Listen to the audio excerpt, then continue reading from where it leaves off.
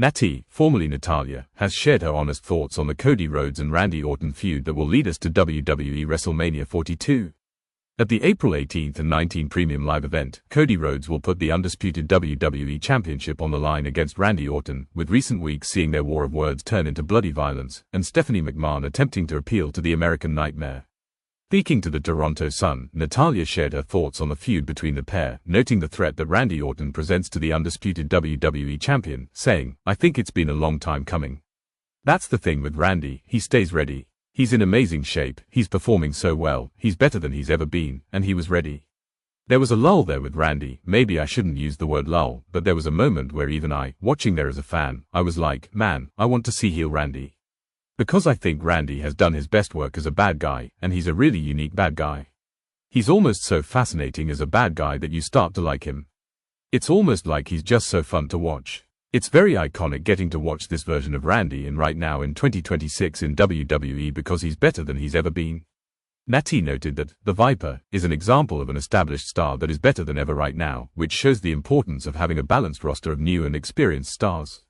Nattie continued, "Yes, I am all about new talent growing, and ever since the first time I even got into WWE, I was the new talent, but I was still thinking there was tons of women coming in.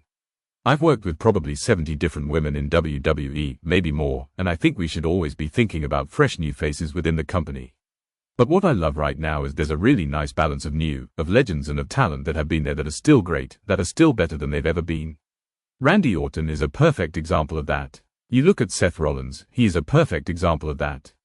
You look at Bayley, she's another great example. Bayley's been in WWE for over a decade, but it doesn't mean that people don't still want to see her perform.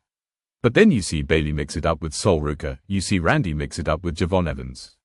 It's nice to see the mix. Listen, Randy, is going to remind everybody why he's one of the very best professional wrestlers in the world. He's one of the very best to ever step foot in a ring. To me, he deserves that spot at WrestleMania because he is that good. And when you're in an arena, when Randy's music hits, everybody is listening, everybody is singing his song. Randy goes on that top turnbuckle and hits his pose, everybody's doing it with him. He's relatable, he's got that equity, and he's still able to go. Now if Randy wasn't able to go and wasn't able to perform, I would say, maybe it's not his time anymore. But Randy's as good, if not better, than he ever was. So he deserves to headline WrestleMania because his storyline, right now, is I want to know who the hell is on the other side of that phone. Nattie would go on to note that both Orton and Rhodes' respective characters have made her care about the story they are telling, stating, "It's good, Randy Orton embracing heel character.